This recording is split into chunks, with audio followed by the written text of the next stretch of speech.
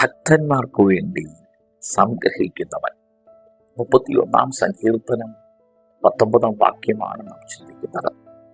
എൻ്റെ ഭക്തന്മാർക്കു വേണ്ടി നീ സംഗ്രഹിച്ചതും നിന്നിൽ ആശ്രയിക്കുന്നവർക്കു വേണ്ടി മനുഷ്യപുത്രന്മാർ കാൺകെ നീ പ്രവർത്തിച്ചതുമായ നിന്റെ നന്മ എത്ര വലിയത്. ജീവിതയാത്രയിൽ മനുഷ്യൻ പലതും സംഗ്രഹിക്കാറുണ്ട്. എന്നാൽ മനുഷ്യൻ സംഗ്രഹിക്കുന്നതിന് പരിമിതികളുണ്ട്.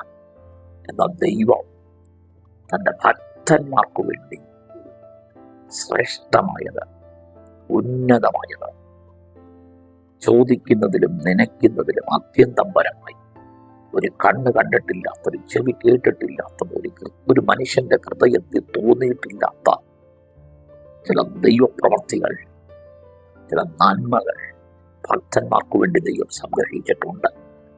ഈ പ്രഭാതത്തിൽ വിശ്വസിക്കാമോ? അത് ഞാൻ പ്രാപിക്കും. തന്നിൽ ആശ്രയിക്കുന്നവർക്ക് വേണ്ടി ദൈവം പ്രവർത്തിച്ച നന്മ എത്ര വലിയതൊക്കെ ഈ പ്രഭാതത്തിൽ ദൈവം സംഗ്രഹിച്ചത് നമുക്ക് പ്രാപിക്കാം.